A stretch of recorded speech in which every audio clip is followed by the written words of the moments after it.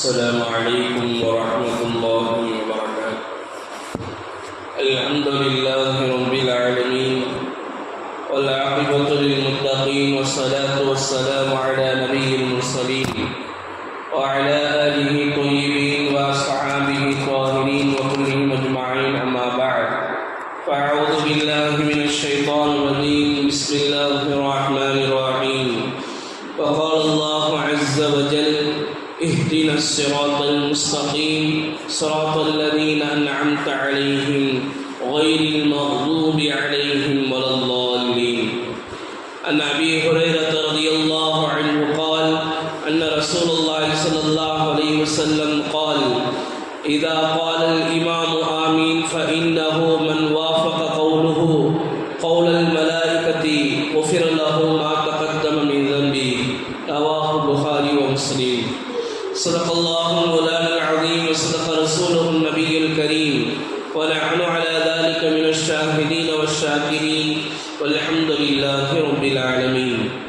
கண்ணியத்திற்கும் மிகுந்த மரியாதைக்கும் உரித்தான அல்லாஹுவின் நல்லடியார்களே, தாய்மார்களே, சகோதரர்களே, அல்லாஹுவின் அளப்பெரும் கிருபையினால் ரமலானுடைய முதலாவது தராவி தொழுகையை முடித்து நாம் எல்லாம் அமர்ந்திருக்கிறோம்.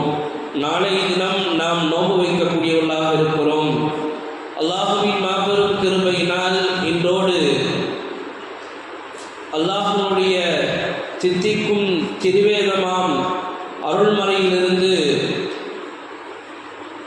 1.5 ஜுஸுக்கள் இன்றுடன் முடிவடைந்திருக்கிறது. அல்ஹம்துலில்லாஹ். அல்லாஹு ஜல்லஷானஹு தஆலா முதலாவது சொல்லக்கூடிய சூறாவிலே ஒரு ஆயத்தை சொல்லி காட்டுவான். இஹ்தினஸ் ஸிராத்தல் முஸ்தகீம். இந்த சூறாவினுடைய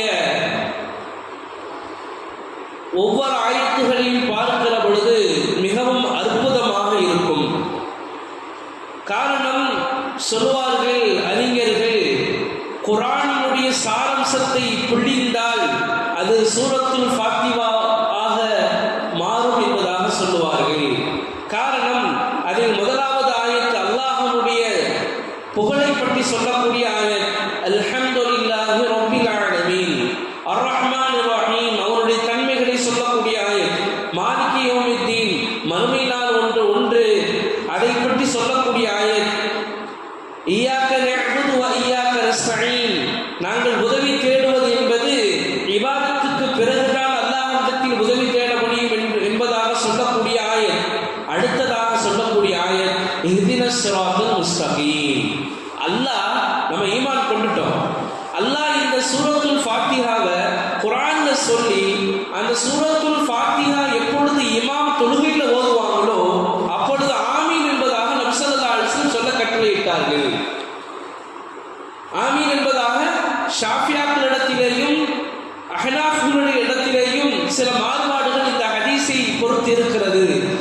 அதாவது ஷாஃபியாக்கள் கொஞ்சம் அதிகம் சத்தமாகவும் அஹ்னாஃப்கள் கொஞ்சம் தனக்கு கேட்கக்கூடிய அளவிற்கும் சொல்லக்கூடிய அதில் சில மசாயில்கள் இருக்கிறது.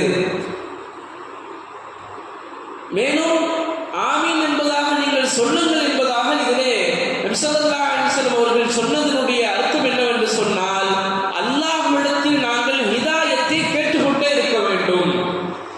மேலும் இந்த சூறாவை பார்க்கிற பொழுது நமக்கு தேவைப்படுகிற எல்லா தொழுகைகளுக்கும் சூரத்துல் ஃபாத்திஹா அவசியம். ஒருவருக்கு சூரத்துல் பக்ரா மனப்பாடம் இல்லாமல் இருக்கலாம். இங்க வந்திருக்கக்கூடியவங்களுக்கு இல்ல, அது 2-3 பேர்களுக்கு மட்டும்தான் மனப்பாடமாக இருக்கலாம். எத்தனை பேருக்கு சூரத்துல் பக்ரா தெரியும்? தெரியாது. ஆல இம்ரான் தெரியாது. அப்படியாக பின்னாடி போகணும்னு சொன்னா பின்னால் இருக்கக்கூடிய கடைசி 10 சூறாக்கள் தெரிந்திருக்கலாம், சிலர் 25 சூறாக்கள் தெரிந்திருக்கலாம். ஆனால் அவசியமாக ஒவ்வொரு முஸ்லீமும் சூரத்துல் ஃபாத்திஹா மனனம் செய்யாமல் இருக்க முடியாது. அவள் தொழுகையாளியாக இருப்பானேயானால். ஏன்? எல்லா தொழுகைகளுக்கும் சூரத்துல் ஃபாத்திஹா அவசியம், ஓதியாக வேண்டும். சுன்னத்துடைய நஃபிலுடைய தொழுகையில் சூரத்துல் ஃபாத்திஹா எல்லா ரக்காயத்திலும் ஓத வேண்டும்.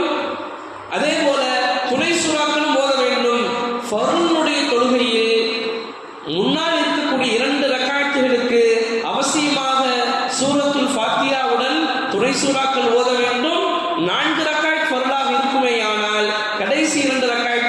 சூரத்துல் ஃபாத்திஹா மட்டும் ஓத வேண்டும். இது சட்டம், இது தொழுகைக்குண்டான சட்டம். எனவே இதனை நாம் பார்ப்போமையானால் ஒவ்வொரு முஸ்லீமும் இந்த சூரத்துல் ஃபாத்திஹாவை மனனம் செய்தே ஆயிருக்க வேண்டும், மனனம் செய்திருக்க வேண்டும். அல்லாஹ் ஜல்லஷானஹு தஆலா இந்த சமுதாயத்திற்கு என்ன சொல்கிறான் தெரியுமா? நீங்கள் அல்லாஹ்விடத்தில் ஹிதாயத்தை கேட்டுக்கொண்டே இருங்கள். நாங்க நினைக்கலாம் நாங்க ஈமான் கொண்டிருக்கிறோம், இஸ்லாத்துல தானே இருக்கிறோம் என்பதாக நினைக்கலாம். அப்படி அல்ல. இஸ்லாத்தின் வழியில் நாங்கள் செல்கிறோமே தவிர நேர்வழி அடைந்தோமா என்பதைத்தான் நாங்கள் பார்க்க வேண்டும். அல்லாஹ் ஜல்லஷானஹு தஆலா சில பேருடைய வாழ்க்கையை பார்க்கலாம். நபி ஸல்லல்லாஹு அலைஹி வஸல்லம் சிறிய தந்தை அபூ தாலிப் அவர்களுக்கு ஹிதாயத்தினுடைய நசீப் கிடைக்கல.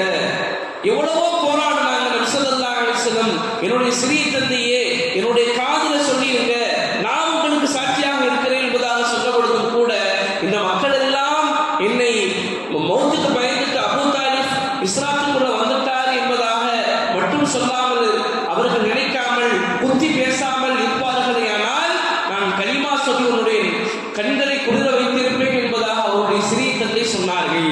அவர்களுக்கு ஹிதாயத்தினுடைய நசீப் கிடைக்கவில்லை. காரணம் அல்லாஹ் சொல்கிறான், ஹிதாயத்தை நாங்கள் லேசாக கருதக்கூடாது என்பதற்காக சொல்கிறேன்.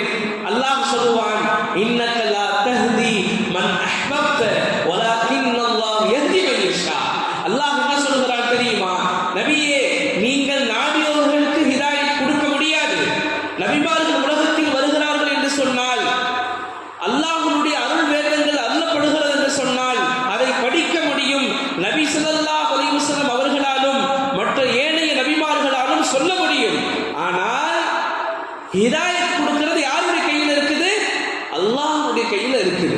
ஹஜ்ரத் உமர் ரலியல்லாஹு தஆலா அவருடைய இஸ்லாம் தழுவியதை பற்றி நாம் பார்க்கும் பொழுது நபி ஸல்லல்லாஹு அலைஹி வஸல்லம் அவர்களை கொலை செய்ய வேண்டும் என்பதற்காக வேண்டி வந்தார்கள்.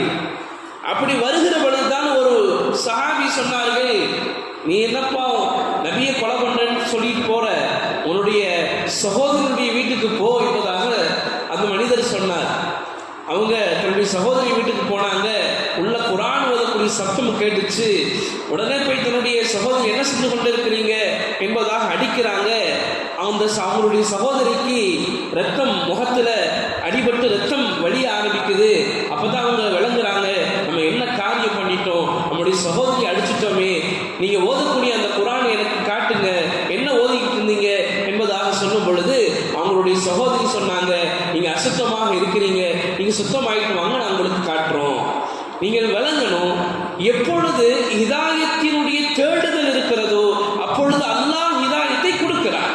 அதே மாதிரிதான் சல்மான் ஃபாரிசி ரலியல்லாஹு தஆலா ஒவ்வொரு மார்க்கத்திற்கும் சென்று விட்டு வந்தார்கள்.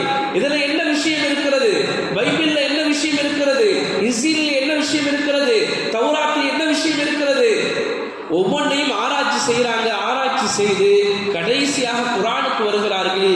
இஸ்லாத்திற்குள் அவர்கள் தழுகிறார்கள். காரணம் என்ன? ஹிதாயத்திற்கு முதலாவது விஷயம் அது அல்லாஹ்வுடைய நாட்டம், இரண்டாவது விஷயம் தேடுதல், மூன்றாவது விஷயம் இந்த ஹிதாயத்திலேயே நேர்வழியிலேயே நாங்கள் இருக்க வேண்டும் என்று சொன்னால் நாங்கள் சில விஷயங்களை கடைபிடிக்க வேண்டும். என்ன விஷயம் கடைபிடிக்க வேண்டும்? அல்லாஹ் என்ன சொன்னா குர்ஆன்ல, இன்னக லா தஹ்தி மன் அஹ்பப்த. நாம விரும்புறவங்களுக்கு ஹிதாயத்தை கொடுக்கிறோம். அல்லாஹ் இன்னொரு இடத்துல என்ன சொன்னா தெரியுமா? குல் இன் குன்தும் துஹிப்பூனல்லாஹ ஃபத்தபிஊனி. அல்லாஹ் இன்னொரு இடத்துல என்ன சொல்றானா, நபியே குல் இன் குன்தும் துஹிப்பூனல்லாஹ், அவர்கள் அல்லாஹ்வை பிரியப்படக்கூடியவர்களாக இருக்க வேண்டுமா? ஃபத்தபிஊனி, என்னை பின்பற்றுங்கள் என்பதாக அல்லாஹ் மற்றொரு இடத்திலே சொல்லுவான். அதாவது நபி எதை சொன்னார்களோ, எதை செய்து காட்டினார்களோ, எதை செய்ய சொன்னார்களோ அப்படிப்பட்ட அத்துணை விஷயங்களையும் நாங்கள் பின்பற்றுகிற பொழுதுதான் அல்லாஹ் நமக்கு ஹிதாயத்தை கொடுப்பான். ஹிதாயத் எதிரே இருக்கிறது?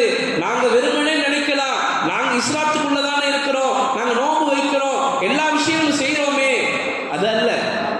மாறாக ஷரியத் சொல்லக்கூடிய எல்லா விஷயத்தையும் கொஞ்சமும் கூட விடாமல் நாம் செய்கிற பொழுதுதான் நமக்கு அந்த ஹிதாயத் என்பது கிடைக்கும். ஹிதாயத் என்பது எப்போ கிடைக்கும் தெரியுமா? நாங்கள் நினைக்கக்கூடாது இப்போலாம் நாங்கள் நேர்வழியில் தானே இருக்கும்னு நினைக்கக்கூடாது. இந்த கல்வி இருக்குது அல்லாஹ் தஆலா தன்னுடைய கையில் வச்சிருக்கிறான். யா முகல்லிபுல் குலூப், அல்லாஹ் உள்ளங்களை புரட்டக்கூடியவன். அது வரைக்கும் இஸ்லாத்துக்குள்ள இருப்பாரு. ஏதாவது ஒரு தவறான சிந்தனைகள் வந்துடும், என்ன செஞ்சிடும்? உள்ள மாறிடும். அல்லாஹ்வுக்கு இணை வைக்கக்கூடியவராக ஆயிடுவாரு, அல்லாஹ்வை மறுக்கக்கூடியவராக ஆயிடுவாரு. அப்ப கல்வி யாருடைய உள்ளத்தில் கையில் இருக்கிறது? அல்லாஹ்வுடைய கையில் இருக்கிறது. நாங்க என்ன செய்யணும் தெரியுமா? அல்லாஹ் எங்களுக்கு இந்த இஸ்லாத்தை கொடுத்ததற்காக வேண்டி முதலில் அல்லாஹுக்கு நாம் அதிகமாக நன்றிகள் செலுத்தணும். முதலாவது விஷயம். இரண்டாவது விஷயம், நாங்கள் என்ன செய்யணும்னு சொன்னா, இந்த ஈமான்ல நிலைச்சிருக்கிறதுக்காக வேண்டி, நிலைத்திருப்பதற்காக வேண்டி குர்ஆனையும் நபியினுடைய சுன்னத்தையும் நாங்கள் கடைபிடிக்க வேண்டும். மூன்றாவது விஷயம், நாங்கள் அல்லாஹ்விடத்தில் துஆ செய்யணும். அதுதான் இது இஹ்தினஸ் ஸிராத்தல் முஸ்தகீம் ஸிராத்தல் லதீன அன்அம்த அலைஹிம். அல்லாஹ் இன்னொரு இடத்துல சொல்லுவான், ஸிராத்தல் லதீன அன்அம்த அலைஹிம் மினன் நபிய்யீன வஸ்ஸித்தீகீன வஷ்ஷுஹதாஇ வஸ்ஸாலிஹீன்.